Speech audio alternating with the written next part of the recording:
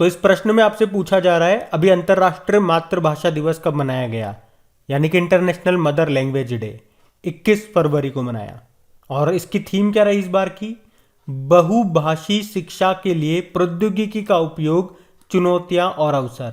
English में बोलो, using technology for multilingual learning, challenging and opportunities. और इसी से आपको याद आएगा अंतरराष्ट्रीय सांकेतिक भाषा दिवस, इंटरनेशनल साइन लैंग्वेज डे, वो होता है 23 सितंबर को। चलो बताओ, भारतीय संविधान के 8वीं अनुसूची में कितनी भाषाएं शामिल है? 22। और अगर आपसे पूछे, और मैं आपको बता भी चुका हूं, ज्ञानपीठ पुरस्कार कितनी भाषाओं में दिया जाता है? ये 23 भाषाओं में। 22 तो ये आपके संविधान वाली हो गई, और एक हो गई अंग्रेजी। और ज्ञानपीठ से आपको याद आना चाहिए, पहला ज्ञानपीठ पुरस्कार किसे मिला था? GS कुरूप को। अभी 56वां 56 मिला नीलमणि फूकन को, जो कि असमिया कवि हैं। 57वां मिला कोंकणी उपन्यासकार दामोदर मौजो को।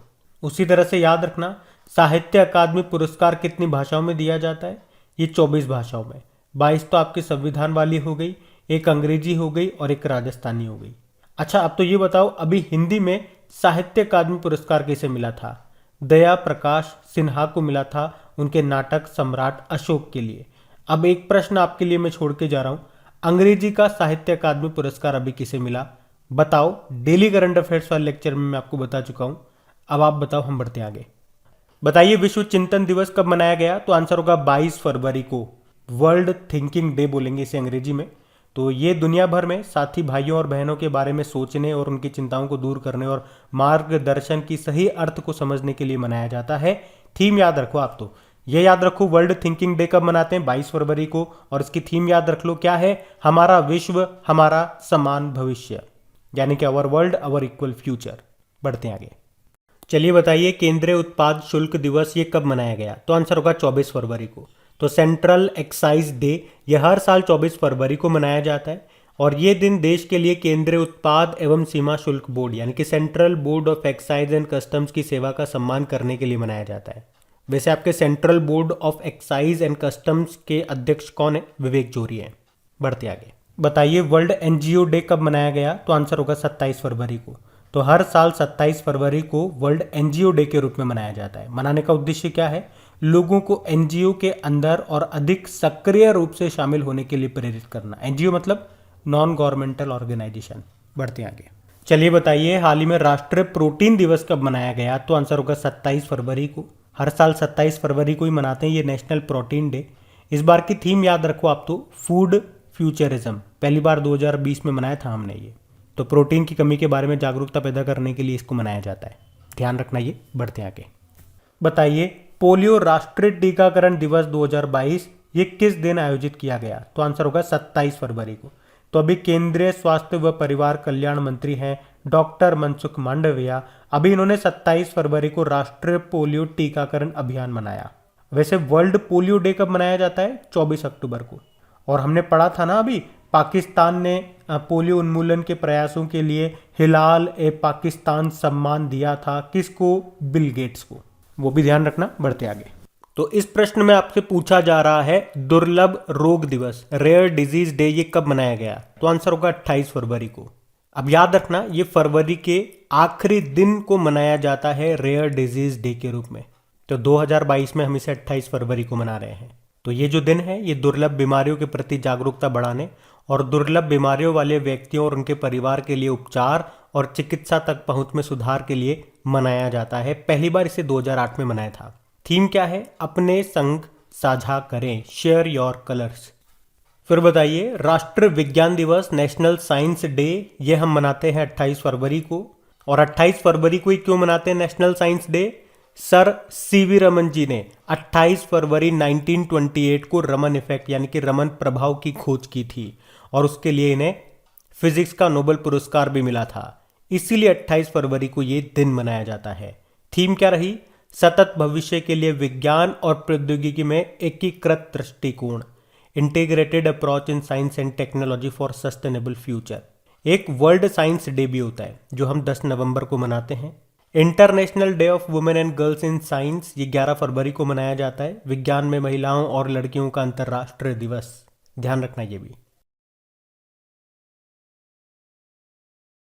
बताइए किस आईपीएल टीम ने मेटावर्स में वर्चुअल स्पेस बनाया? तो आंसर होगा गुजरात टाइटंस।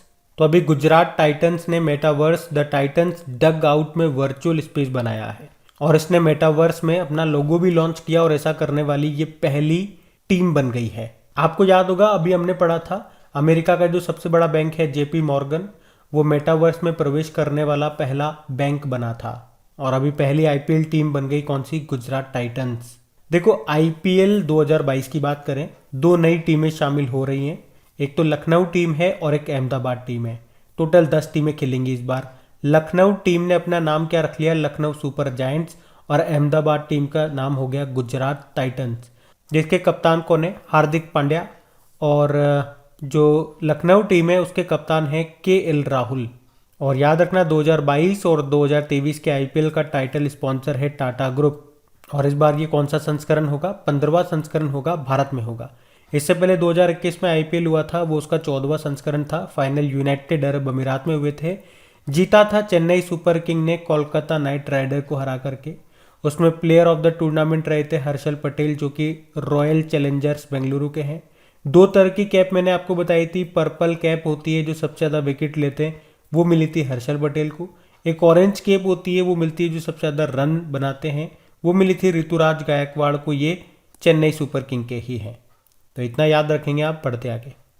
बताइए बीजिंग शीतकालीन ओलंपिक 2022 में कौन सा देश पदक तालिका में टॉप पे रहा? तो आंसर होगा नॉर्वे। विंटर ओलंपिक की बात हो रही है 2022 में। कहाँ पे हुए? बीजिंग चाइना में। अभी फरवरी में हुए थे ये। और बीजिंग मैंने आपको बताया भी था दुनिया का एकमात्र ऐसा शहर है जहां पे विंटर और समर दोनों तरह के ओलंपिक हो चुके हैं। अच्छा वैसे अगला विंटर ओलंपिक कब होगा? 4 साल के बाद होगा, यानी कि 2026 में होगा। कहाँ पे होगा? इटली में होगा। अच्छा यहाँ पे बात करते हैं अभी बीजिंग ओलंपिक की। टॉप पे कौन सा देश रहा? नॉर्वे। 37 मेडल जीते हैं जिसमें से 16 गोल्ड हैं। दूसरे पे जर्मनी रहा, तीसरे पे चाइना और चौथे पे रहा यूएसए। भारत की तरफ से आपको बताया गया था एक ही खिलाड़ी ने पार्टिसिपेट किया था, उनका नाम है आरिफ खान, जो कि एक स्कीयर हैं, जम्मू कश्मीर से हैं। और इसमें उद्घाटन समारोह में वे देश के ध्वजवाहक भी थे। और ये बीजिंग ओलंपिक का शुभंकर क्या रहा? Bing Dwen Dwen. और पैरालंपिक का है श्वेन रॉन रॉन। अच्छा बीजिंग ओलंपिक के लिए भारतीय दल के शेफ डे मिशन किसे चुना गया था? हरजिंदर सिंह को। ये भी ध्यान रखना, नाम। बढ़ते हैं आगे। अच्छा बताइए अभी हाल ही में किस भारतीय बल्लेबाज ने क्रिकेट के सभी फॉर्मेट से संन्यास की घोषणा कर दी है? तो आंसर होगा वी.आर. वनीता। तो भारत की बल्लेबाज हैं ये वी.आर. वनीता, जिन्होंने 6 वनडे और 16 टी20 इंटरनेशनल खेले, पर अभी उन्होंने क्रिकेट के सभी फॉर्मेट से संन्यास की घोषणा कर दी है। अंशुला राव का नाम याद है आपको? डोप प्रतिबंध पाने वाली पहली महिला क्रिकेटर बनी थी। ये नाम एग्जाम में पूछा गया था, किसी एग्जाम में, याद रखना इनका नाम। मिताली राज तो आप जानते ही हो, अंतर्राष्ट्रीय क्रिकेट में 10,000 रन बनाने वाली पहली भारतीय महिला क्रिकेटर हैं ये। और अभी हमने पढ़ा भी था इंग्लैंड की पूर्व कप्तान चार्लोटे एडवर्ड्स को पछाड़ करके सभी फॉर्मेट में महिला क्रिकेट में सबसे अधिक रन बनाने वाली खिलाड़ी भी ये बनी थी। बाकी शेफाली वर्मा सभी फॉर्मेट में डेब्यू करने वाली सबसे युवा भारतीय खिलाड़ी हैं ये। अच्छा भारतीय महिला क्रिकेट टीम के कोच कौन है वर्तमान में? रमेश पवार हैं। अभी बताओ भारत की पहली महिला क्रिकेट कमेंट्रेटर का निधन हो गया था, क्या नाम है उनका? चंद्रा नायडू उनका नाम है।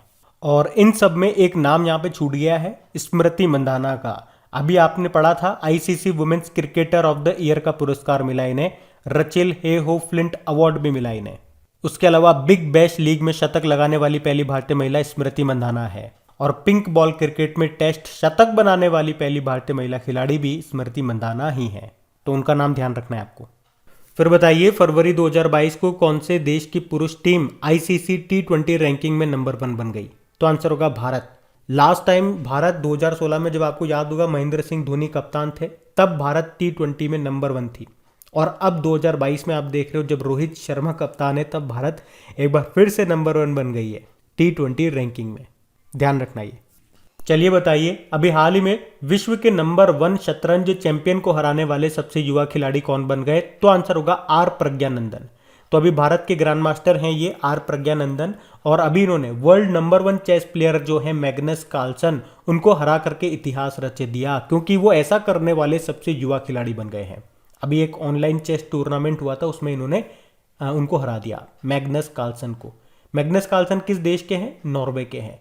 और अभी आपको याद होगा वर्ल्ड वाइड मास्टर कार्ड के ये ब्रांड एम्बेसडर भी बने थे। और इस तरह से आप देखोगे विश्वनाथ आनंद और पी हरिकृष्णा के बाद मैग्नस कार्लसन को हराने वाले ये तीसरे भारतीय बन गए हैं। कौन? आर प्रज्ञानंदन।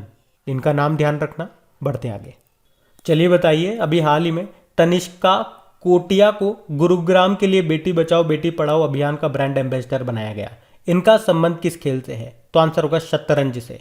तो चेस प्लेयर हैं ये तनिष्का कोटिया और इनकी एक बहन भी है रिद्धिका कोटिया और अभी इन्हीं को हरियाणा के गुरुग्राम जिले के लिए बेटी बचाओ बेटी पढ़ाओ योजना का ब्रांड एम्बेसडर बनाया गया है।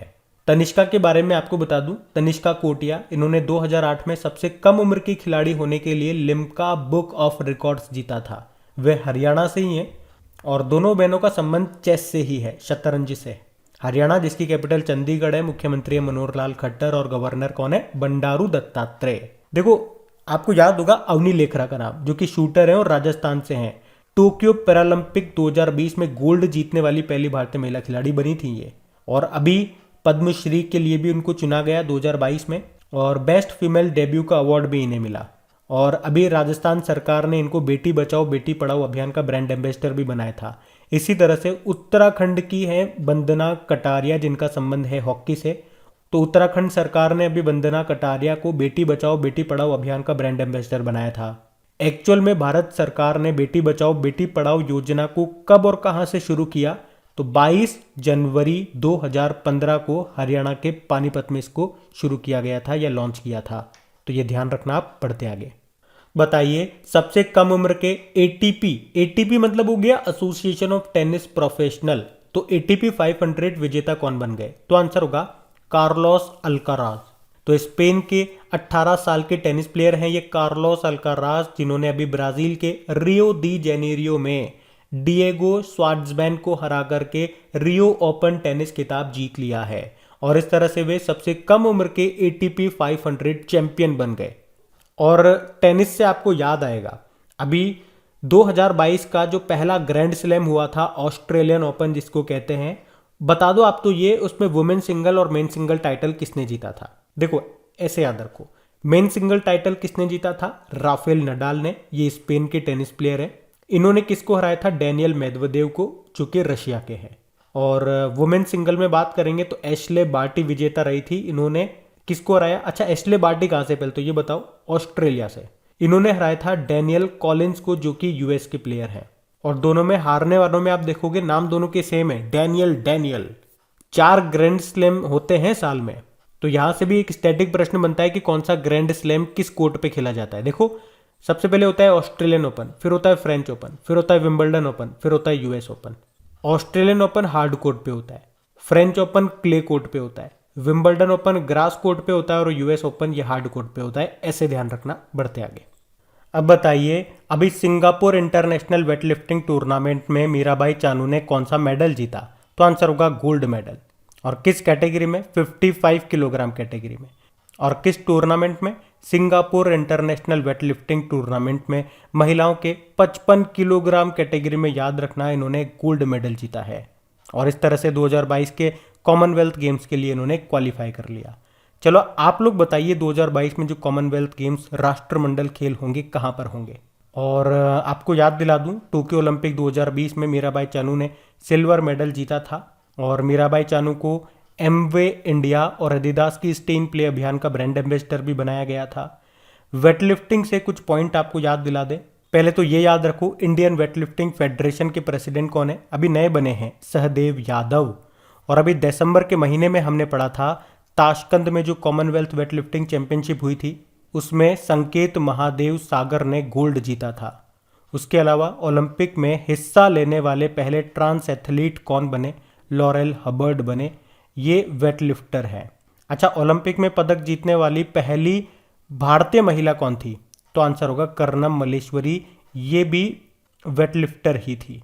सन 2000 के सिडनी ओलंपिक में ब्रोंज जीता था इन्होंने। और इंटरनेशनल वेटलिफ्टिंग फेडरेशन का हेडक्वार्टर मिलेगा आपको लुज़ेन स्विट्जरलैंड में। ध्यान रखना। ये बढ़ते आगे।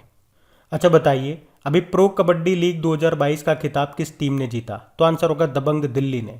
तो जोगिंदर नरवाल की कप्तानी में दबंग दिल्ली ने पटना पायरेट्स को हरा करके पहली बार प्रो कबड्डी लीग का खिताब जीत लिया है। इस बार ये प्रो कबड्डी लीग का 8वां संस्करण है। तो याद रखना 8वें सीजन की विजेता बन गई है दबंग दिल्ली। इससे पहले 7 सीजन हो चुके हैं। तो सबसे पहला वाला किसने जीता था? जयपुर पिंक पैंथर ने जीता था यू मुंबा को हरा करके। और अभी 8वां जीत लिया दबंग दिल्ली ने पटना पायरेट्स को हरा करके। ये ध्यान रखना है आपको। बढ़ते आगे। बताइए फरवरी 2022 में अंतर्राष्ट्रीय T20 क्रिकेट में सबसे ज्यादा रन बनाने वाले खिलाड़ी कौन बन गए? तो आंसर होगा रोहित शर्मा। तो हिटमैन के नाम से मशहूर हैं रोहित शर्मा। और अभी अंतर्राष्ट्रीय T20 क्रिकेट में सबसे ज्यादा रन बनाने वाले ये खिलाड़ी बन गए हैं। 123 मैच में 3,307 रन इन्होंने बनाए। दूसरे नंबर पे है न्यूजीलैंड के मार्टिन गुप्टिल और तीसरे नंबर पे विराट कोहली है। अच्छा, शकीबुल गनी का नाम याद होगा आपको। अभी रणजी में जो इनका डेब्यू मैच रहा उसमें ट्रिपल सेंचुरी लगाने वाले पहले खिलाड़ी बन गई है। 341 रन बनाए इन्होंने। अभी अंडर 19 वर्ल्ड कप ये किसने जीता? भारत ने जीता, 5वीं बार जीता है। किसको हरा के जीता? इंग्लैंड को हरा के। और इसमें भारत के कप्तान कौन थे? यश धूल थे। अभी 1000 वनडे मैच खेलने वाली पहली टीम कौन सी बनी? भारत। और इसमें 1000वां मैच कहाँ पे खेला था? मोटेरा स्टेडियम में, जो कि गुजरात में है, दुनिया का सबसे बड़ा क्रिकेट स्टेडियम।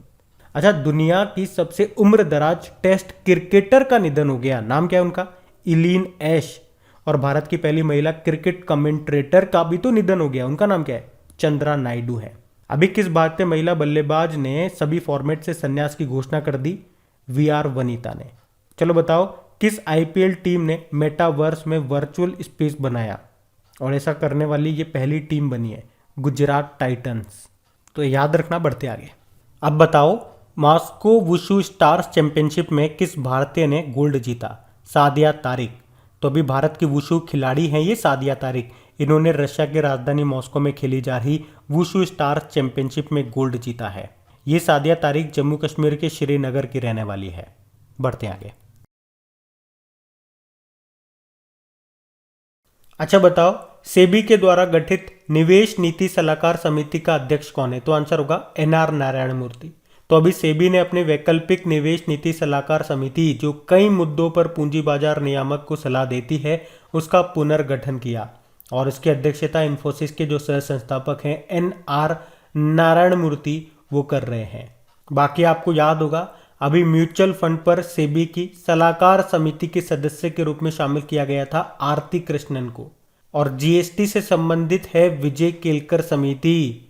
इसकी सिफारिश पर ही लागू हुआ था आपका जीएसटी। कब? 1 जुलाई 2017 से। और table tennis federation of India के संचालन के लिए प्रशासकों एडमिनिस्ट्रेटर्स की समिति की अध्यक्षता करेगी गीता मित्तल। देखो, सेबी मतलब होता है security and exchange board of India. और सेबी की स्थापना की बात करेंगे तो भारत सरकार की तरफ से इसकी स्थापना 1988 में कर दी गई थी, लेकिन आधिकारिक तौर पर सेबी को कानूनी मान्यता मिली थी 1992 में।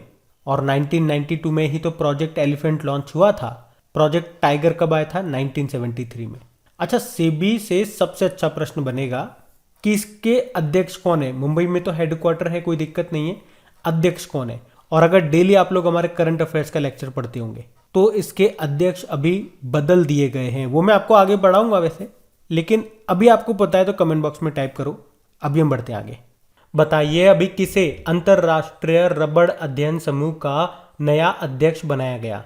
तो आंसर होगा KN राघवन को। तो ये भारतीय रबड़ बोर्ड के कार्यकारी निदेशक हैं KN राघवन। और अभी इन्हीं को इंटरनेशनल रबड़ स्टडी ग्रुप का नया अध्यक्ष चुना गया है।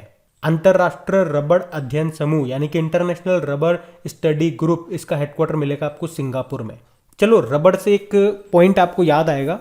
चलो पहले आपसे पूछेंगे, दुनिया का पहला आनुवांशिक रूप से संशोधित जेनेटिकली मॉडिफाइड रबड़ का पौधा कहाँ पे लगाया गया था? असम के गुवाहाटी में। और इसे भारतीय रबड़ अनुसंधान संस्थान, जो कि है केरल में, वहां पे डेवलप किया गया था, बनाया गया था। बाकी भारत के पहले नेशनल मैरीटाइम सिक्योरिटी कोऑर्डिनेटर कौन बने? यानी कि राष्ट्रीय समुद्री सुरक्षा समन्वयक, ये जी अशोक कुमार बने। और जी अशोक कुमार के नाम से मैंने आपको एक और नाम याद करवाया था, उनका भी नाम जी अशोक कुमार है। राष्ट्रीय स्वच्छ गंगा मिशन के वो नए महानिदेशक बने थे। बाकी इलकर ISC, मैंने इनके बारे में आपको अपडेट कर दिया था डेली करंट अफेयर्स में कि काफ़ी सारे न्यूज़पेपर वालों ने बता दिया था कि एयर इंडिया के ये नए MD CEO बन गए हैं।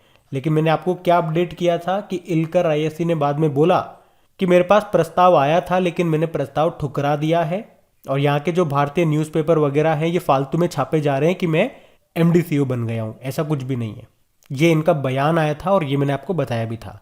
बाकी एस किशोर ये एसएससी स्टाफ सिलेक्शन कमीशन के नए चेयरमैन बन गए।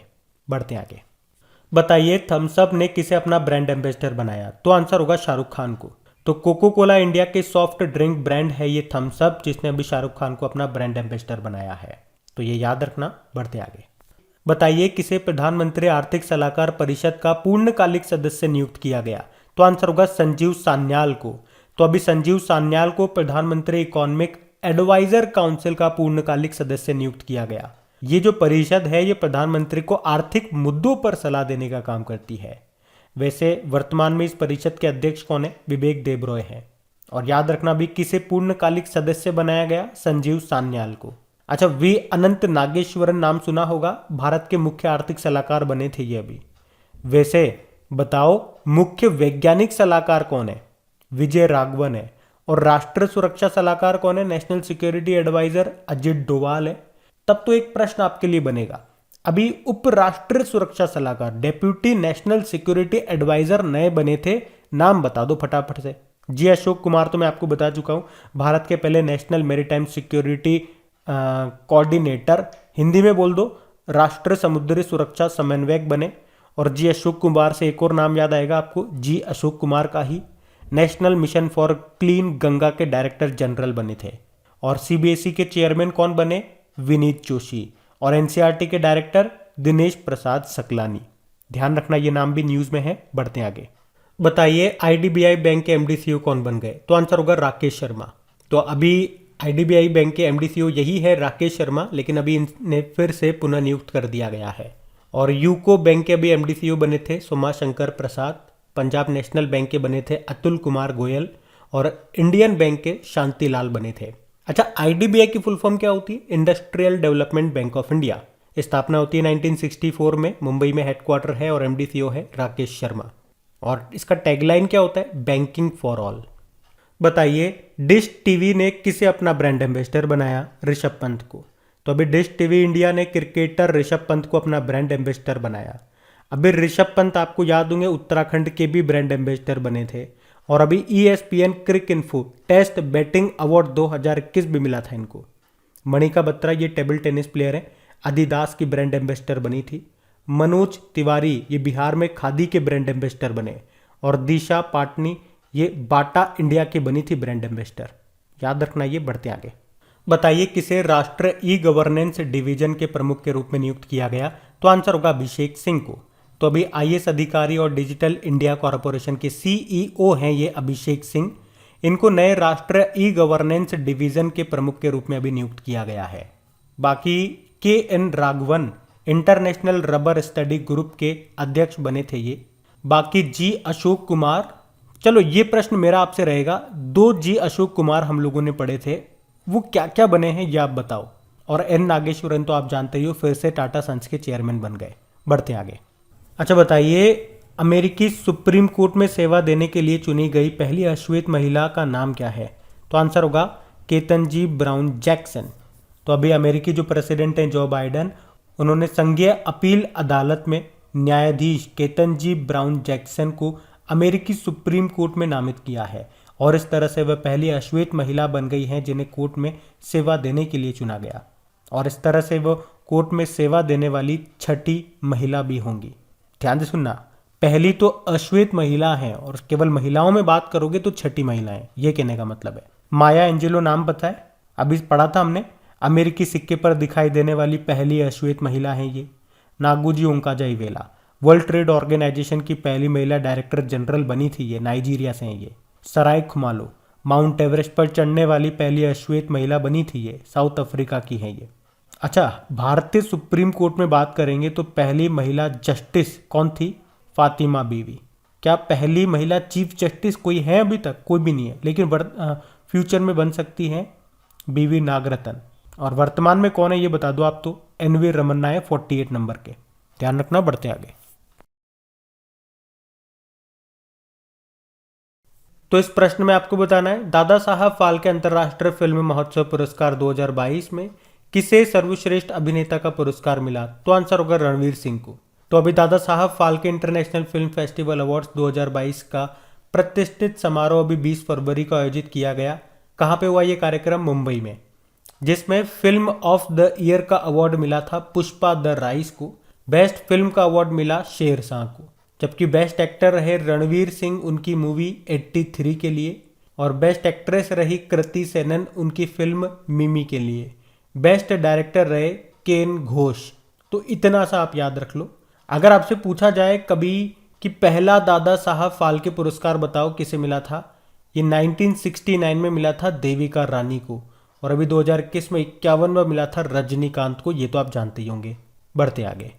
तो इस प्रश्न में आपको बताना है कि किसे भारत की सबसे भरोसेमंद सार्वजनिक क्षेत्र की कंपनी का पुरस्कार मिला, मोस्ट ट्रस्टेड पब्लिक कंपनी? तो आंसर होगा कोल इंडिया। तो अभी भारत सरकार ने महारत्न कंपनी कोल इंडिया लिमिटेड को भारत की सबसे भरोसेमंद सार्वजनिक क्षेत्र की कंपनी का पुरस्कार से नवाजा। और इसे ये सम्मान क्यों मिला? तो कोल इंडिया ने बिजली क्षेत्र के लिए कोयले की बढ़ी हुई मांग को पूरा करने के लिए अपने कोयला उत्पादन यानी कि उसके प्रोडक्शन को और उसकी आपूर्ति को लगातार बढ़ाया है। कोल इंडिया एक महारत्न कंपनी है। अच्छा, महारत्न आ गया, फिर से एक प्रश्न बन जाएगा ना, कितनी महारत्न है, कितनी नवरत्न है, कितनी मिनी रत्न है, बताओ। अभी 11वें नंबर की महारत्न कौन सी बनी थी ये भी बताओ। कोल इंडिया का हेडक्वार्टर कोलकाता में है, सीईओ प्रमोद अग्रवाल है। अच्छा, SAIL Steel Authority of India Limited, इसकी पहली महिला अध्यक्ष बनी थी अभी सोमा मंडल। ओएनजीसी, इसकी भी पहली महिला अध्यक्ष का नाम है अलका मित्तल, और एचपीसीएल के अध्यक्ष तो हैं ही सही, कौन? पुष्प कुमार जोशी। तो ये ध्यान रखना। बढ़ते आगे। साहित्य अकादमी के द्वारा किसे उर्दू भाषा में साहित्य अकादमी पुरस्कार 2021 देने की घोषणा की गई? तो आंसर होगा चंद्रबान खयाल को। तो साहित्य अकादमी पुरस्कार कब शुरू हुए थे? 1954 में। कितनी भाषाओं में ये दिए जाते हैं? 24 भाषाओं में, जिसमें से 22 तो संविधान की 8वीं अनुसूची वाली है, एक अंग्रेजी है और एक राजस्थानी है। और अभी उर्दू भाषा में जो साहित्य अकादमी पुरस्कार दिया गया वो है चंद्रभान खयाल को। अच्छा, हिंदी का किसको मिला था? दया प्रकाश सिन्हा को, उनके नाटक सम्राट अशोक के लिए। अंग्रेजी का किसको मिला था? नमिता गोखले को, उनके novel thing to leave behind. और नमिता गोखले से आपको याद आता होगा 7वां Yamin Hazarika women of substance award से भी इनको सम्मानित किया गया था। चलो एक आध प्रश्न मैं आपसे और पूछूंगा। साहित्य की बात चल रही है तो यहीं से प्रश्न उठाते हैं। साहित्य का नोबेल पुरस्कार 2021 का किसको मिला? अब्दुल रज्जाक गुरनाह को। और पहले भारतीय कौन थे जिन्हें साहित्य का नोबेल पुरस्कार मिला? रविंद्रनाथ टैगोर जी। 1913 में मिला था गीतांजलि के लिए, और ये पहले भारतीय भी हैं जिन्हें नोबेल पुरस्कार मिलता है। अच्छा, 30वां सरस्वती सम्मान 2021 में किसको मिला था? शरण कुमार लिम्बाले, मराठी उपन्यास सनातन के लिए। और 30वां व्यास सम्मान किसे मिला? शरद पगारे को, पाटलिपुत्र की साम्राज्ञी के लिए। और 30वां बिहारी पुरस्कार मोहन कृष्ण बोहरा को मिला, तस्लीमा संघर्ष और साहित्य के लिए। इंटरनेशनल बुकर पुरस्कार किसको मिला? डेविड डायोब को, ये फ्रांस के लेखक हैं, उनके novel at night all blood is black के लिए। बुकर पुरस्कार किसको मिला? डैमन गलगुट को, ये साउथ अफ्रीका के लेखक हैं, उनके उपन्यास द प्रॉमिस के लिए। तो ये सारे इंपॉर्टेंट नाम मैंने आपको बताया, इनको ध्यान रखना। बढ़ते आगे। तो इस प्रश्न में आपसे पूछा जा रहा है अभी a history of Shri Niketan Rabindranath Tagore pioneers work in rural construction नाम की बुक को किसने लिखा? उमा दास गुप्ता ने। तो अभी उमा दास गुप्ता ने रविंद्रनाथ टैगोर के ऊपर एक बुक लिखी है जिसका नाम है a history of Shri Niketan Rabindranath Tagore pioneering work in rural construction. अच्छा, आप तो ये बताओ पहले भारतीय कौन थे जिन्हें नोबेल पुरस्कार मिला था? लिटरेचर में मिला था उन्हें, साहित्य में। नाम है रविंद्रनाथ टैगोर, गीतांजलि के लिए मिला था। और आपको याद होगा इजराइल ने अपनी तेल अवीव सड़क का नाम रविंद्रनाथ टैगोर के नाम पे रखा था, टैगोर स्ट्रीट। और मैंने आपको बताया भी है, ये प्रश्न भी आता है कि रविंद्रनाथ टैगोर ने किस घटना के बाद नाइटहुड की उपाधि त्याग दी थी? तो आंसर होगा जलियांवाला बाग हत्याकांड, जो कि हुआ था 13 अप्रैल 1919 में। अब 2-3 प्रश्न मैं आपसे पूछ रहा हूं। चंद्रचूड़ घोष का नाम आपने सुना होगा, डॉक्टर थॉमस मैथ्यू सुना होगा, जयंता घोषाल सुना होगा। इन्होंने कौन सी बुकें लिखी? अभी अभी रिसेंटली लिखी है, बताओ कमेंट बॉक्स में टाइप करके। और देखो आपको याद है या नहीं है। इस बार प्रश्न मैंने उल्टा पूछ लिया, बुक का नाम देखे ऑथर नहीं पूछा, ऑथर दे करके बुक का नाम पूछ लिया। देखते हैं कौन कौन बता पाते हैं, हम बढ़ते आगे। चलिए बताइए, the founders, the story of PayPal and the entrepreneurs who shaped silicon valley नाम की बुक को किसने लिखा? जिमी सोनी ने। तो लेखक हैं ये जिमी सोनी, इन्होंने इस बुक को लिखा है जिसका नाम है the founders, the story of PayPal and the entrepreneur who shaped silicon valley. इसमें पेपल की कहानी है कि इसने कैसे एक स्टार्टअप की यात्रा को कवर किया जो आज तक की सबसे सफल कंपनियों में से एक बन गई है। इसकी कीमत आज $70 बिलियन से ज़्यादा है। सुभाष गर्ग ने अभी बुक लिखी है द $10 ट्रिलियन नाम से। जयंता घोषाल ममता बियॉन्ड 2021 नाम की बुक को लिखा। और शशि थरूर प्राइड प्रेजुडिस पुंडित्र नाम की बुक को लिखा। बढ़ते हैं आगे।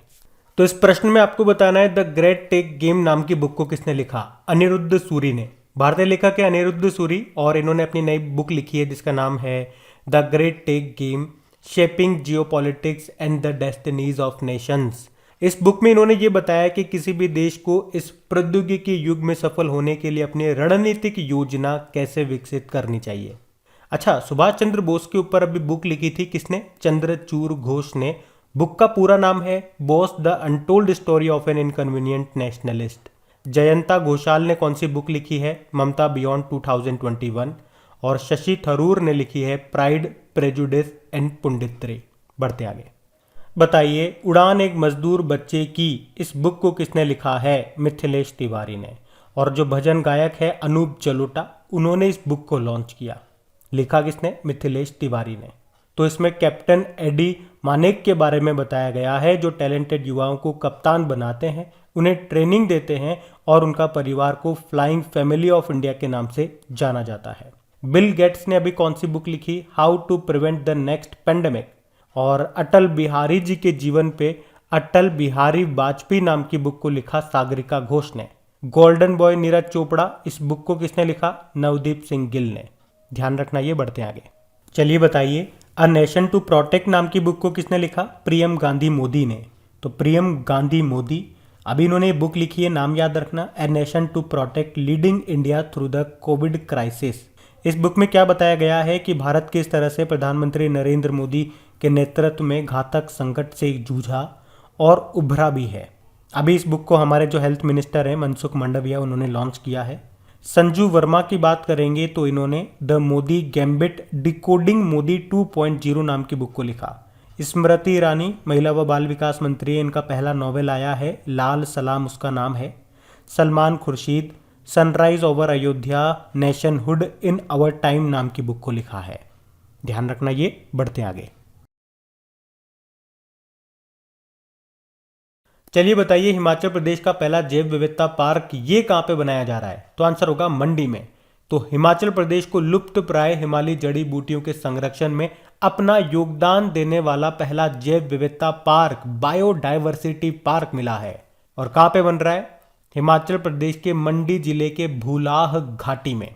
अच्छा, अभी हम लोगों ने पढ़ा था जल जीवन मिशन के तहत 100वां हर घर जल वाला जिला कौन सा बना? तो हिमाचल प्रदेश का चंबा जिला बना था। अच्छा, एक प्रश्न और मैं आपसे पूछूंगा कि ये अरावली जैव विविधता पार्क ये किस राज्य में है जिसे अभी भारत का पहला अन्य प्रभावी क्षेत्र आधारित संरक्षण उपाय साइट घोषित किया गया था? तो आंसर होगा, ये आपको मिलेगा हरियाणा के गुरुग्राम में। वैसे अंतरराष्ट्रीय जैव विविधता दिवस कब मनाया जाता है? याद रखना, 22 मई को मनाया जाता है। तो ध्यान रखेंगे ये आप। बढ़ते आगे। बताइए, अभी हाल ही में हाइबारीन नाम से किस देश ने अपनी पहली हाइड्रोजन से चलने वाली ट्रेन को लॉन्च किया? तो आंसर होगा जापान। तो अभी जापान ने अपनी पहली हाइड्रोजन से चलने वाली ट्रेन को लॉन्च किया है जिसका नाम रखा है हाइबारी। ये जापान की पहली है।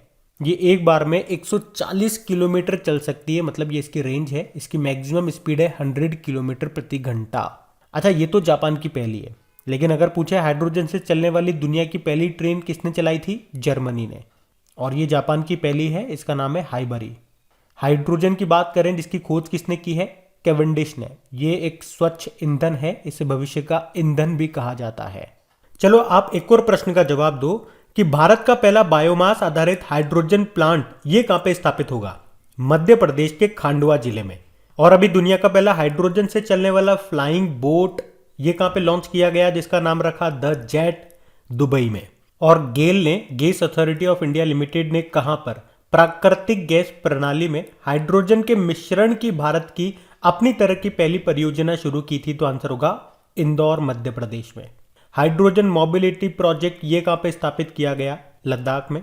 यहां पे मतलब हाइड्रोजन से चलने वाली बसें होंगी, तो ये ध्यान रखना। बढ़ते आगे, बताइए अभी किस आईआईटी ने दुनिया का सबसे छोटा वियरेबल एयर प्यूरिफायर लॉन्च किया, तो आंसर होगा आईआईटी दिल्ली।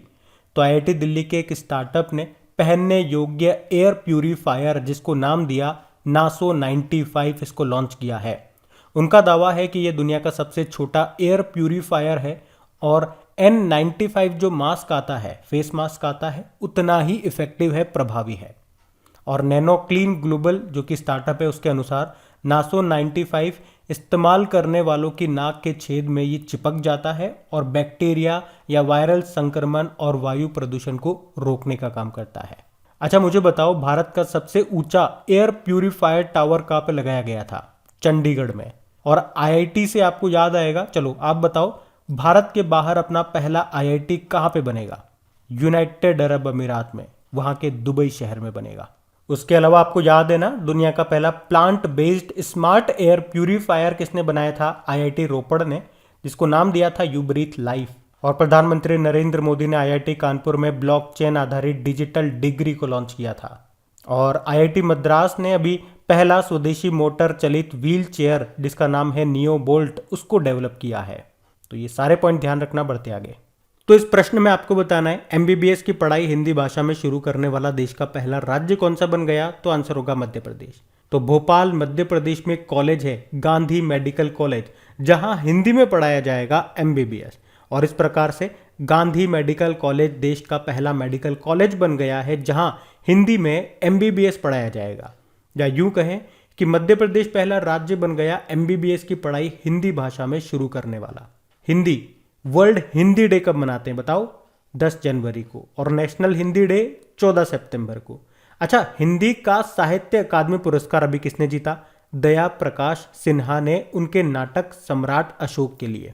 ये ध्यान रखना है आपको। बढ़ते आगे, अच्छा बताइए, बड़ा इंपॉर्टेंट प्रश्न है, अभी हाल ही में बोल्ट्जमान पदक से सम्मानित होने वाले पहले भारतीय कौन बन गए? तो आंसर होगा दीपक धर। तो अभी दीपक धर को सांख्यिकी भौतिकी के क्षेत्र में उनके योगदान के लिए प्रतिष्ठित बोल्ट्जमान पदक से सम्मानित किया गया। बोल्ट्जमान मेडल ये हर 3 साल में international union of pure and applied physics के सांख्यिकी भौतिकी पर C3 आयोग के द्वारा दिया जाता है। आपको बता दूं, इन्हें 1991 में फिजिक्स में उनके योगदान के लिए शांति भटनागर पुरस्कार भी मिल चुका है। तो इस प्रश्न से सिंपल सा आप तो याद रखना है, बोल्ट्जमान पदक पाने वाले पहले भारतीय बन गए कौन? दीपक धर, सीधी बात। आप तो ये बताओ फिर, अभी 2021 में फिजिक्स का नोबेल पुरस्कार किसे मिला? 3 जनों को मिला है, नाम सुनो, सुकुरो मनाबे, क्लॉस हैसलमैन और जॉर्जिया परीसी। बाकी डॉक्टर सुभाष मुखर्जी अवार्ड किसको मिला था? ये दिया किसने था? आईसीएमआर ने, Indian council of medical research ने। किसे? सतीश अडिगा को। और जेशी चौधरी का नाम भी इंपॉर्टेंट है क्योंकि अंक ज्योतिषी यानी कि न्यूमेरोलॉजी में पहली बार गिनीज वर्ल्ड रिकॉर्ड बनाया था इन्होंने। अनुकृति उपाध्याय किंत्सुगी नाम के उपन्यास के लिए सुशीला देवी पुरस्कार इन्होंने जीता। ध्यान रखना ये। बढ़ते आगे, तो इस प्रश्न में आपको बताना है कि प्लांट बेस्ड यानी कि पादप आधारित कोविड-19 वैक्सीन के उपयोग को मंजूरी देने वाला पहला देश कौन सा बन गया? तो आंसर होगा कनाडा। तो अभी कनाडा जो है ये प्लांट बेस्ड कोविड-19 वैक्सीन के उपयोग को मंजूरी देने वाला पहला देश बन गया, एक तो ये याद रखना। और इस वैक्सीन को किसने बनाया? मेडिकेगो ने बनाया। ये 2 खुराक वाली वैक्सीन है जो कि 18 से लेकर 64 वर्ष के आयु के वयस्कों को दी जाएगी। अच्छा, डीएनए बेस्ड अभी पहली वैक्सीन कौन सी बनी थी? जाइकोव डी, जाइडस कैडुला ने बनाई थी इसको। और डीएनए बेस्ड वैक्सीन लगाने वाला पहला देश पूछेंगे तो आंसर हो जाएगा आपका भारत, और प्लांट बेस्ड पूछेंगे तो कनाडा आंसर हो जाएगा, ये याद रखना। बढ़ते आगे, तो इस प्रश्न में आपको बताना है क्या कि किस आईआईटी ने किसान मोबाइल एप्लीकेशन को लॉन्च किया? आईआईटी रुड़की ने। तो याद रखना, आईआईटी रुड़की ने किसान एप्लीकेशन मोबाइल एप्लीकेशन को लॉन्च किया है। कहाँ पे लॉन्च किया? उत्तराखंड में। उद्देश्य क्या है? किसानों को मौसम संबंधित जानकारी उपलब्ध कराना। जिससे कि फसल का नुकसान कम से कम हो। अच्छा, आईआईटी रोपड़ से आपको याद आएगा दुनिया का पहला plant based smart air purifier बनाया था आईआईटी रोपड़ ने, जिसका नाम है यू ब्रीथ लाइफ। और प्लांट बेस्ड से आपको याद आएगा अभी कोविड-19 दवा है, वैक्सीन है जो कि प्लांट बेस्ड है। इसको मंजूरी देने वाला दुनिया का पहला देश कौन सा बना, बताओ आपकी कमेंट बॉक्स में टाइप करके। बाकी आईआईटी मद्रास, इसने पहला स्वदेशी मोटर चलित व्हील चेयर इसको डेवलप किया जिसका नाम है नियो बोल्ट। और आईआईटी कानपुर से आपको याद होगा अभी प्रधानमंत्री नरेंद्र मोदी ने आईआईटी कानपुर में ब्लॉकचेन आधारित डिजिटल डिग्री को लॉन्च किया था। अच्छा बताओ, भारत के बाहर पहला आईआईटी ये कहाँ पे खोला जाएगा, तो आंसर होगा दुबई में। और किसान से एक योजना आपको याद होगी, काफी फेमस है, प्रधानमंत्री किसान योजना। किसान मतलब होता है कृषक सम्मान निधि योजना, जिसमें साल में आपको बताया ना, साल में 2-2 हज़ार रुपए करके टोटल 6,000 रुपए दिए जाते हैं किसानों को। इसको कब और कहां से शुरू किया गया था? इसे 24 फरवरी 2019 को गोरखपुर यूपी से शुरू किया गया था। बढ़ते आगे। अब बताइए, हाल ही में नदियों में नाइट नेविगेशन मोबाइल एप्लीकेशन को लॉन्च करने वाला देश का पहला राज्य कौन सा है? तो आंसर होगा असम। तो अभी असम देश का पहला राज्य बन गया है नदियों में नाइट नेविगेशन मोबाइल एप्लीकेशन को लॉन्च करने वाला। और किस नदी पर? तो ब्रह्मपुत्र नदी पर। उद्देश्य क्या है? ब्रह्मपुत्र नदी पर जल परिवहन को रात में भी बेहतर करने के उद्देश्य से अभी असम सरकार ने इस नाइट नेविगेशन मोबाइल एप्लीकेशन को लॉन्च किया, यही उद्देश्य है। और इसे आईआईटी मद्रास के प्रमुख वैज्ञानिक के राजू के सहयोग से तैयार किया गया है। अच्छा बताओ, जो असम राज्य है वो बांग्लादेश से कितनी बार अपनी सीमा लगाता है? तो याद रखना, 2 बार लगाता है ये। अभी आपको याद होगा भारत के सबसे लंबे नदी रोपवे का उद्घाटन भी असम में ही हुआ था। लंबाई है 1.8 किलोमीटर ब्रह्मपुत्र नदी पर, जो कि गुवाहाटी को उत्तरी गुवाहाटी से जोड़ने का काम करता है। वैसे अगर पूछा जाए ना कि सार्वजनिक परिवहन के लिए रोपवे सेवा को शुरू करने वाला पहला भारतीय शहर कौन सा बना, तो आंसर होगा वाराणसी। वैसे विश्व नदी दिवस कब मनाया जाता है? के चौथे रविवार को मनाते हैं ये। 2021 में हमने इसे 26 सितंबर को मनाया था। चलो बताओ, अभी उड़ीसा का जो सबसे लंबा पुल है उसका उद्घाटन हुआ था, जो टी आकार का है, जिसे टी सेतु कहते हैं। याद आया? किस नदी पर? महानदी पर, कटक उड़ीसा में। कटक आपका महानदी के किनारे ही तो स्थित है। चलो एक प्रश्न मैं आपसे पूछता हूं, अभी लद्दाख यूनिवर्सिटी का नाम किस नदी के नाम पे रखा गया है, ये आप बताइए। हम बढ़ते आगे। अच्छा बताइए, अभी हाल ही में केंद्र सरकार ने रूसा यानी कि राष्ट्रीय उच्चतर शिक्षा अभियान की योजना को कब तक जारी रखने की मंजूरी दी? तो आंसर होगा 31 मार्च 2026 तक। तो रूसा यानी कि राष्ट्रीय उच्चतर शिक्षा अभियान, इसे 2013 में लॉन्च किया गया था और अब इसे 31 मार्च 2026 तक जारी रखा जाएगा, यानी कि 5 साल और बढ़ा दिया गया। और ऐसा क्यों किया? तो वंचित जो क्षेत्र हैं वहां तक इस योजना को पहुंचाने के लिए, उसकी पहुंच बढ़ाने के लिए ऐसा किया गया है। और कितना रुपया खर्च होगा? तो 12,929 करोड़ रुपए इसमें खर्च होंगे। अच्छा, हमारे शिक्षा मंत्री कौन है? धर्मेंद्र प्रधान है। और शिक्षा मंत्रालय का पुराना नाम क्या है? मानव संसाधन विकास मंत्रालय। और नई जो शिक्षा नीति आई थी उसका मसौदा किसकी अध्यक्षता में तैयार किया गया था? के कस्तूरी रंगन। ध्यान रखना, ये बढ़ते आगे। फिर बताइए, केंद्र सरकार ने फसल बीमा पॉलिसियों को वितरित करने के लिए कौन सा अभियान चलाया या चलाएगी? तो आंसर होगा मेरी पॉलिसी मेरे हाथ। आपको याद होगा प्रधानमंत्री नरेंद्र मोदी ने 18 फरवरी 2016 को मध्य प्रदेश के सीहोर से किसानों को प्राकृतिक आपदा से बचाने के लिए कौन सी योजना? प्रधानमंत्री फसल बीमा योजना शुरू की थी। तो उस फसल बीमा योजना का लाभ किसानों के घर पहुंच सके, उसके लिए अभी कृषि व किसान कल्याण मंत्रालय ने एक नया अभियान शुरू किया है जिसका नाम है मेरी पॉलिसी मेरे हाथ अभियान। उद्देश्य क्या है? फसल बीमा योजना का लाभ किसानों को उनके घरों पर उपलब्ध कराना। तो यह आप ध्यान रखना। तो कब शुरू हुई थी फसल बीमा योजना? 2016 में। अच्छा, इसमें प्रीमियम की राशि कितनी है? रबी की फसल के लिए है 1.5%, खरीफ की फसल के लिए है 2%, बागवानी फसलों की है 5%। अगर आपसे पूछा जाए प्रधानमंत्री किसान योजना, यहां पे किसान का मतलब क्या हो गया? कृषक सम्मान निधि योजना, ये कब शुरू होती है? 24 फरवरी 2019 को। कहां से? गोरखपुर यूपी से। इसमें साल में 2-2 हज़ार रुपए करके 3 किस्तों में किसानों को पैसे दिए जाते हैं। एक और है प्रधानमंत्री कुसुम योजना। कुसुम का मतलब हो गया किसान ऊर्जा सुरक्षा एवं उत्थान महाअभियान। और इस योजना के तहत भारत का पहला सौर ऊर्जा संयंत्र ये कहाँ पे लगाया गया था? राजस्थान के जयपुर के धालोजी गांव में। और नाबार्ड ने अभी कौन सा कार्यक्रम? जीवा कार्यक्रम शुरू किया था, ये भी ध्यान रखना। बढ़ते आगे। तो इस प्रश्न में आपको बताना है साइबर हमलों में तीसरा सबसे सर्वाधिक प्रभावित देश कौन सा बना? तो आंसर होगा भारत। तो अमेरिकी सॉफ्टवेयर कंपनी है IBM, इंटरनेशनल बिजनेस मशीन, उसने एक रिपोर्ट जारी की और उस रिपोर्ट के अनुसार 2021 में एशिया प्रशांत क्षेत्र साइबर अपराधियों के द्वारा हमला किए जाने वाला सर्वाधिक प्रभावित क्षेत्र रहा है। तो IBM की इस रिपोर्ट में जापान और ऑस्ट्रेलिया और भारत ये साइबर हमलों में सबसे अधिक प्रभावित देश रहे हैं। साइबर हमलों में सर्वर एक्सेस अटैक का देखोगे तो 20% हिस्सा रहा है। रैंसमवेयर जो मालवेयर है उसके अनुसार देखोगे तो 11% और डेटा चोरी देखोगे तो 10% शामिल है। अच्छा, IBM से याद आएगा, IBM एशिया प्रशांत क्षेत्र में अपने ग्राहकों की चिंताओं को दूर करने के लिए बंगलुरु में एक साइबर केंद्र शुरू कर रहा है। और अभी मध्य प्रदेश ने कहा था कि वो बनाएगा भारत की पहली साइबर तहसील। उसके अलावा मध्य प्रदेश पावर सेक्टर में साइबर सिक्योरिटी को लागू करने वाला पहला राज्य भी बना था। अभी 2021 में हमने पढ़ा था ग्लोबल साइबर सिक्योरिटी इंडेक्स आया था जिसको जारी किया था इंटरनेशनल टेलीकम्युनिकेशन यूनियन ने। उसमें भारत 10वें स्थान पे था, टॉप पे था US। तो ये ध्यान रखना। बढ़ते आगे। बताइए फरवरी 2022 में जारी अंतरराष्ट्रीय IP सूचकांक 2022 में भारत कौन से स्थान पे रहा? तो आंसर होगा 43। तो ये है इंटरनेशनल इंटेलेक्चुअल प्रॉपर्टी इंडेक्स 2022 जिसमें भारत 55 देशों में से 43वें 43 नंबर पे रहा है। इसमें टॉप पे USA रहा, सेकंड पे UK रहा, थर्ड पे जर्मनी रहा। भारत 43 पे है और लास्ट 55वें नंबर पे वेनेजुएला है। और इस इंडेक्स को जारी कौन करता है? US चैम्बर ऑफ कॉमर्स के ग्लोबल इनोवेशन पॉलिसी सेंटर के द्वारा इसे जारी किया जाता है। चलो बताओ, विश्व बौद्धिक संपदा दिवस कब मनाते हैं? वर्ल्ड इंटेलेक्चुअल प्रॉपर्टी डे 26 अप्रैल को मनाते हैं। ध्यान रखना ये। बढ़ते आगे।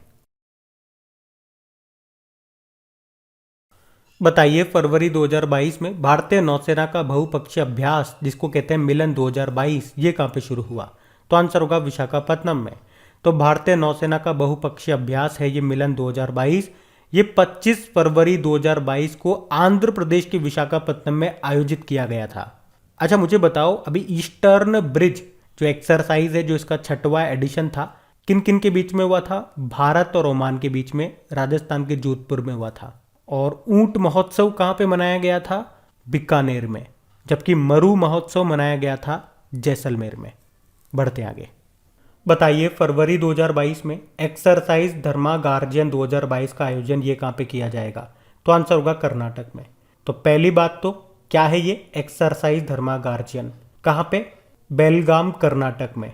ये अभी हो गया है, 27 फरवरी को शुरू हुआ था और ये इसका तीसरा संस्करण है 2022 में भारत और जापान के बीच में।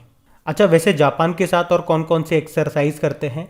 एक तो ये धर्मा गार्जियन हो गया, एक जिमेक्स नाम की एक्सरसाइज हो गई, एक शिन्यू मैत्री करते हैं, एक सहयोग काजिन करते हैं और अभी साझा समुद्री अभ्यास भी किया था और एक मालाबार एक्सरसाइज भी करते हैं। मालाबार एक्सरसाइज में भारत होता है, जापान होता है, ऑस्ट्रेलिया भी होने लग गया और US भी होता है। अच्छा, वर्तमान में जापान के प्रधानमंत्री कौन है? Fumio Kishida. और पूर्व प्रधानमंत्री का नाम याद रखना है, शिंजो अबे की बात कर रहा हूं। 2 कारण हैं। एक तो 2021 में पद्म भूषण पुरस्कार मिला था और अभी 2022 में नेताजी अवार्ड दिया हमने इनको, तो याद रखना इनका नाम। बढ़ते आगे। अच्छा बताइए, अभी फरवरी 2022 में भारत ने युद्ध प्रभावित यूक्रेन से भारतीयों को निकालने के लिए कौन सा मिशन चलाया? ऑपरेशन गंगा। मिशन का नाम याद रखना। बाकी आपको याद होगा अफगानिस्तान से हमने भारतीयों को निकालने के लिए कौन सा ऑपरेशन चलाया था? ऑपरेशन देवी शक्ति। ऑपरेशन खात्मा तो एक बुक का नाम है जिसको लिखा है RC गंजू ने।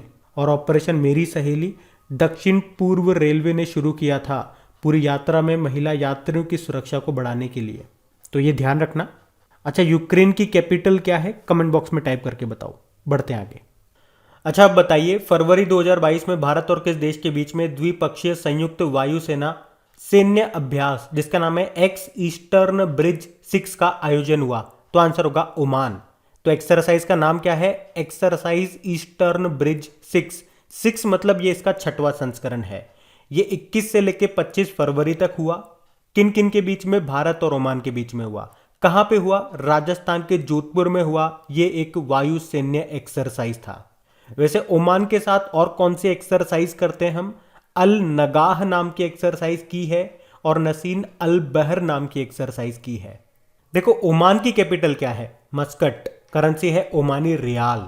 अच्छा आप मुझे बताओ, ओमान सागर और फारस की खाड़ी को जोड़ने वाली जल संधि कौन सी है? हारमुज जल संधि। अगर आपसे पूछे लाल सागर और भूमध्य सागर को जोड़ने वाली नहर कौन सी है? स्वेज नहर। और जिब्राल्टर संधि किसको जोड़ती है? अटलांटिक महासागर को भूमध्य सागर से, इसीलिए इसको भूमध्य सागर की कुंजी भी कहते हैं। और आपको बता दूं 2024 में FIH यानी कि international hockey federation hockey 5S world cup होंगे ओमान में, तो ये ध्यान रखना। बढ़ते हैं आगे। चलिए बताइए, अभी शकुंतला चौधरी का निधन हो गया। वे क्या थी? वे सामाजिक कार्यकर्ता थी। तो असम की 102 वर्षीय गांधीवादी सामाजिक कार्यकर्ता थी शकुंतला चौधरी, जिनका भी निधन हो गया। और इनका नाम इसलिए इंपॉर्टेंट है क्योंकि 2022 में पद्मश्री पुरस्कार के लिए इनको चुना गया था। वे असम के कामरूप की रहने वाली थी, तो इनका नाम आपको ध्यान रखना है। बढ़ते आगे। अच्छा बताइए, अभी हाल ही में किस राज्य के पहले आदिवासी मुख्यमंत्री जिनका नाम है हेमानंद बिस्वाल, उनका निधन हो गया? तो आंसर होगा उड़ीसा। तो उड़ीसा के पहले आदिवासी मुख्यमंत्री और साथ ही राज्य के आखिरी कांग्रेस के मुख्यमंत्री थे ये हेमानंद बिस्वाल, जिनका भी निधन हो गया। ये 82 वर्ष के थे। देखो उड़ीसा की बात है ना, तो इसकी कैपिटल भुवनेश्वर है। वैसे वर्तमान में मुख्यमंत्री है नवीन पटनायक और गवर्नर कौन है? गणेशी लाल। और उड़ीसा याद रखना भारत का सबसे बड़ा हॉकी स्टेडियम बना रहा है राउरकेला में, जिसका नाम बिरसा मुंडा के नाम पे रखा गया है। और बिरसा मुंडा के नाम पे एक एयरपोर्ट भी है, वो आपको मिलेगा रांची झारखंड में। और बिरसा मुंडा से एक इम्पॉर्टेंट डे हम लोग मनाएंगे अब, जिसे हम कहेंगे जनजातीय गौरव दिवस। आप बताओ वो डे कौन सा है, उसकी तारीख क्या है और कौन से महीने में आता है? हम बढ़ते आगे। फिर बताइए, अभी हाल ही में समुद्री वन्यजीव अपराधों से निपटने के लिए किस राज्य सरकार ने मरीन एलीट फोर्स का गठन किया? तो आंसर होगा तमिलनाडु।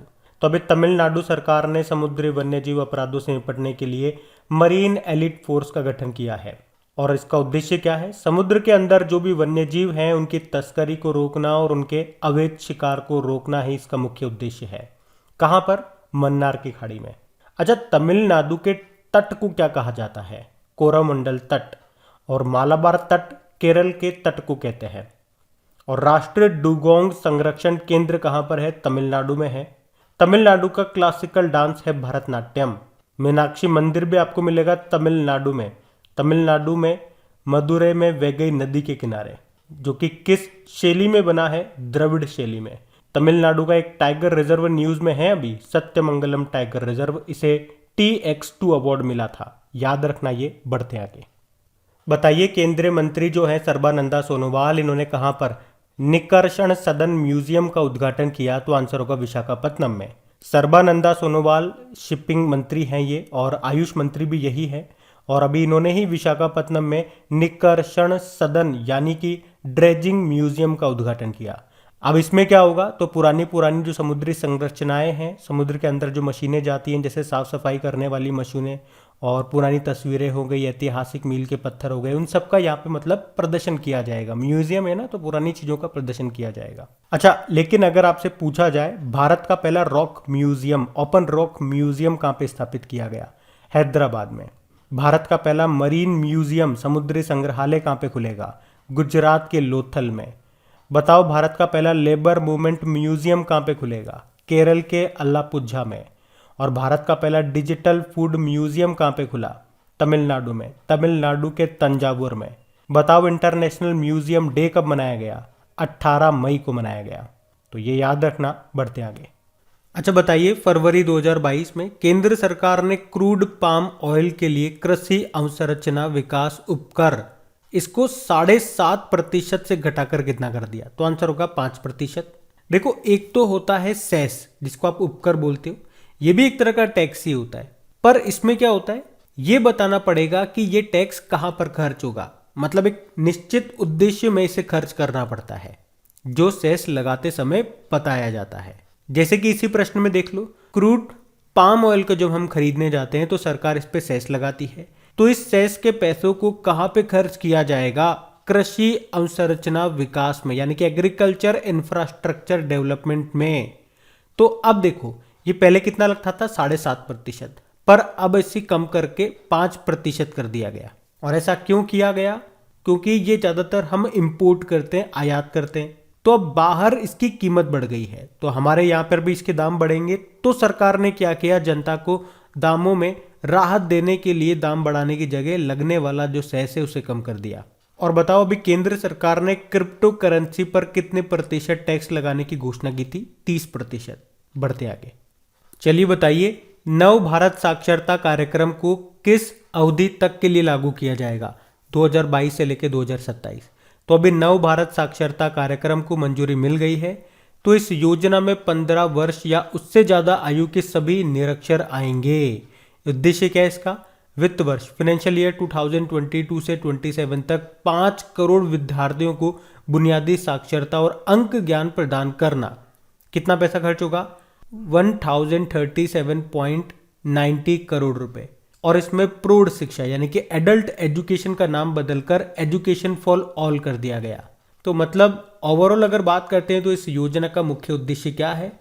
न केवल आधारभूत साक्षरता और संख्यात्मक शिक्षा देना, बल्कि उसे फाइनेंशियल एजुकेशन देना, डिजिटल एजुकेशन देना, वाणिज्यिक कौशल बनाना। मतलब उसे केवल संख्यात्मक ज्ञान ही नहीं देना है, बल्कि उसका पूरा विकास करना है हमें।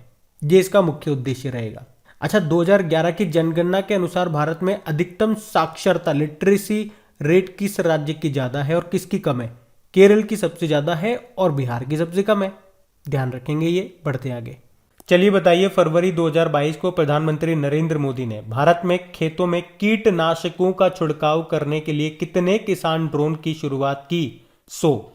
अभी आपको याद होगा, अभी 19 फरवरी को सॉयल हेल्थ कार्ड डे के रूप में मनाया था। तो उसी दिन प्रधानमंत्री नरेंद्र मोदी ने 100 किसान ड्रोन की शुरुआत की है। और ऐसा उन्होंने क्यों किया? तो किसान जो है वो कृषि ड्रोन की मदद से बहुत ही कम समय में आसानी से खाद व कीटनाशक आदि का छिड़काव कर सकते हैं, जिससे उनके समय की और उनके पैसे की भी बचत होगी, इसीलिए ऐसा किया। और ड्रोन से आपको याद आता होगा इंद्रजाल के बारे में। भारत का स्वदेशी ड्रोन डिफेंस सिस्टम है ये। चलो आप बताओ, किसान स्टोर किसने शुरू किया था? अमेजॉन ने। और बताओ, विश्व का पहला देश कौन सा है जिसने नागरिक हवाई क्षेत्र में ड्रोन को अनुमति देने वाला वो पहला देश बन गया? इजराइल। इजराइल की संसद को क्या कहते हैं? नेसेट। और किसान मित्र किसे कहा जाता है? केंचुए को। और केंचुए की खेती को क्या कहते हैं? वर्मी कल्चर कहते हैं। चलो ये बता दो, किस आईआईटी ने किसान मोबाइल एप्लीकेशन को लॉन्च किया था? अभी उत्तराखंड में लॉन्च किया था। वैसे किसने? आईआईटी रुड़की ने। ध्यान रखेंगे आप ये। बढ़ते आगे, चलिए बताइए, हाल ही में जम्मू कश्मीर के डोडा जिले के ब्रांड उत्पाद के रूप में किसे चुना गया? तो आंसर होगा लेवेंडर को। तो अभी केंद्रीय विज्ञान और प्रौद्योगिकी मंत्री कौन है? डॉक्टर जितेंद्र सिंह।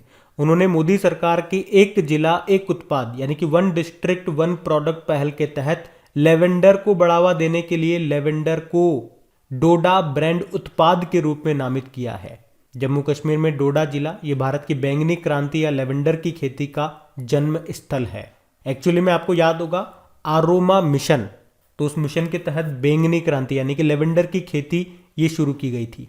और इस आरोमा मिशन का उद्देश्य क्या है?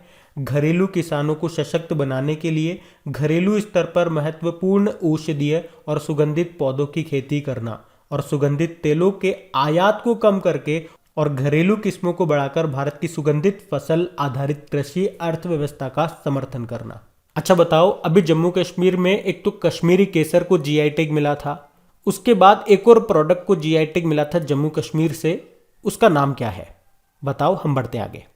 चलिए बताइए, हाल ही में कौन एशिया प्रशांत में अपने ग्राहकों की चिंताओं को दूर करने के लिए बंगलुरु में एक साइबर सुरक्षा केंद्र शुरू करेगा? तो आंसर होगा आईबीएम। तो आईबीएम कॉरपोरेशन पूरे एशिया प्रशांत में अपने ग्राहकों की समस्याओं को दूर करने के लिए बंगलुरु में एक साइबर सुरक्षा केंद्र शुरू करेगा। और इस तरह का सुरक्षा केंद्र विश्व में केवल 2 होंगे। एक तो ये बंगलुरु वाला होगा और दूसरा होगा अमेरिका में। आईबीएम यानी कि आईबीएम की क्या फुल फॉर्म होती है? International business machine. इसकी स्थापना होती है 1911 में, हेडक्वार्टर न्यूयॉर्क यूएस में है। सीईओ अरविंद कृष्णा है। प्रश्न एक बार आया था यहां से, बिग ब्लू ये किस कंपनी का निकनेम है? तो इसी को कहा जाता है आईबीएम को बिग ब्लू। और आपको याद होगा आईबीएम ने मैसूर में एक क्लाइंट इनोवेशन सेंटर भी लॉन्च किया था। अच्छा, विप्रो का हेडक्वार्टर कहां पर है? बंगलुरु में। और इसके सीईओ थियरी डेलापोर्ट है, नए बने थे, ये भी ध्यान रखना। गूगल के सीईओ सुंदर पिचई हैं और माइक्रोसॉफ्ट के हैं सत्या नडेला। और इन दोनों को एक पद्म पुरस्कार मिल रहा है। आप बताओ कौन सा वाला? पद्म भूषण, विभूषण या श्री? कौन सा वाला मिल रहा है? बताओ, हम बढ़ते आगे। बताइए 20 से लेकर 26 फरवरी 2022 तक किस राज्य में खजुराहो नृत्य महोत्सव 2022 का आयोजन किया गया?